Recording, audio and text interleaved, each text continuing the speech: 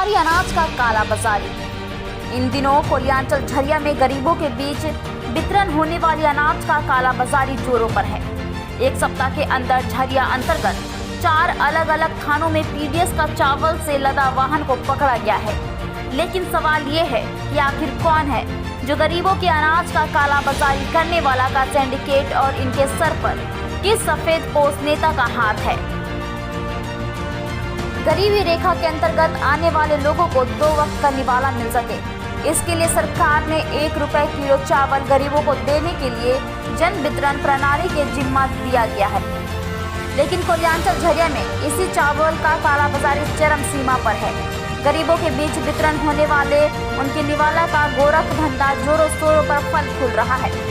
झरिया विधानसभा क्षेत्र में विगत 1 सप्ताह के अंदर 4 अलग अलग थानों ने पीडीएस के चावल से लदा वाहन को धर दबोचा है। आए दिन हो रहे पीडीएस के चावल का कालाबाजारी से लग रहा है कि झरिया में कोई बड़ा सिंडिकेट सक्रिय जो गरीबों का निवाला पर अपना नजर गड़ाए बैठा है। वहीं विपक्ष की भी माने तो अगर इसकी बेहतर तरीके से जांच हो तो कई सफेद पोस्ट नेता का नाम भी सामने आएगा जो सिंडिकेट को ऑपरेट करता है।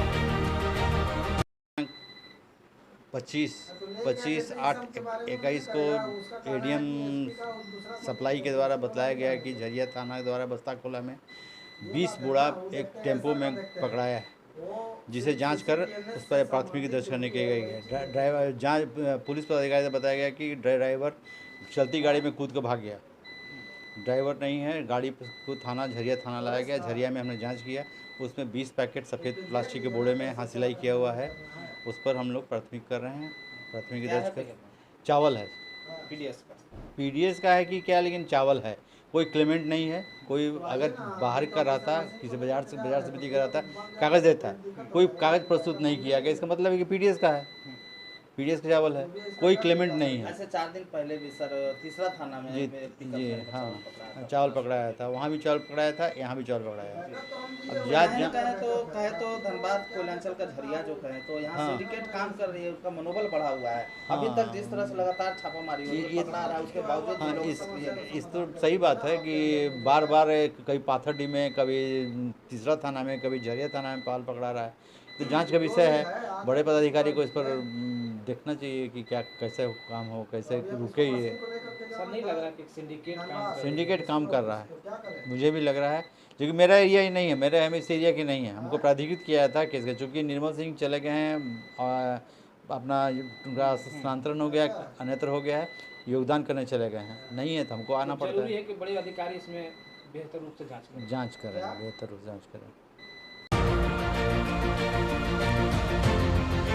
सिंडिकेट अब चावल तस्करी का नया हथकंडा अपना रहा है। तस्करी के दौरान जो वाहन ही इस्तेमाल किया जाता है, दरअसल उस वाहन का नंबर फर्जी होता है। झरिया थाना क्षेत्र में जिस ऑटो पर पीडीएस का चावल पकड़ा गया, उस पर अंकित नंबर किसी मोटरसाइकिल का है। वहीं चलती ऑटो से ड्राइवर कूदकर भागने में सफल रहा। इस मामले में स्थानीय पुलिस की भी भूमिका संदिग्ध रही है। तभी सिंडिकेट और पुलिस की मिलीभगत से चावल का तस्करी चलता रहा है। झरिया में इन दिनों हो रहे चावल का कालाबाजारी से अधिकारी भी मान रहे हैं कि झरिया में कोई बड़ा सिंडिकेट सक्रिय है। उनका मानना है कि इस मामले में वरीय अधिकारी विस्तार रूप से जांच करें, तभी तस्करी पर रोक लग पाएगा।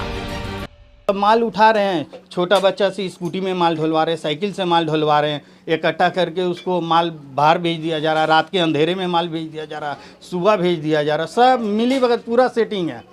स्थानीय पुलिस के क्या फिर इसको बड़ी वाहनों में लोड करके बंगाल भेज दिया जाए, सब जगह जा रही है माल बाहर, दिल्ली, बम्बई, इधर पुरुलिया, आपका राजगंज, इसरी, बलियापुर, सब तरह माल जा रहा है, सबकी मिली भगत है। चौड़ा सिंडिकेट है, माल पकड़ने के बाद सारा पता चल जाएगा। मान लिया जाए हम अगर किन्हीं का नाम पर्सनली बोल देते हैं तो हमारे कहने से वो चोर नहीं हो जाएगा। पदाधिकारी उसकी जांच करे और उस पर FIR करे, खुद पर सामने क्लियर हो जाएगा। लग रहा है कि कोई बड़ा सिंडिकेट इसमें शामिल है। हाँ, नेता अभिनेता सब शामिल है इसमें। आज के डेट में कोयला, लोहा, लकड़ छोड़ के सब पीडीएस चावल चोरी करने में लगा हुआ है। छोटा बच्चा जो है 10 साल 12 साल का बच्चा है, उन लोग से चावल की चोरी करवाई जा रही है। पहले तो मेन सिंडिकेट का एक खास आदमी होता है जो अलग अलग क्षेत्रों में गोदाम में रहता है और फिर उनके गुर्गे स्कूटी और साइकिल से चावल को लोड कर गोदाम तक पहुंचाते हैं और फिर बड़े वाहनों के माध्यम से इसे बंगाल भेजा जाता है।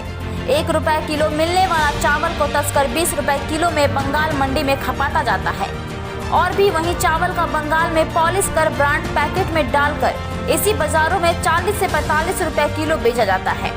और इन सबों में कई जन वितरण प्रणाली के दुकानदार और स्थानीय प्रशासन की अहम भूमिका होती है, जिससे इन्हें चावल आसानी से मिल जाता है और इस तरह के गरीबों के बीच बांटने वाले चावल माफिया के बीच बढ़ जाता है। बहरहाल सवाल यह है कि आखिर इस सिंडिकेट का मुख्य सरगना कौन है और किसके इशारे पर गरीबों का निवाला का कालाबाजारी चल रहा है और आखिर क्यों नहीं रुक पा रही है चावल की कालाबाजारी। क्या इन सब के पीछे कोई सफेद पोश का हाथ है?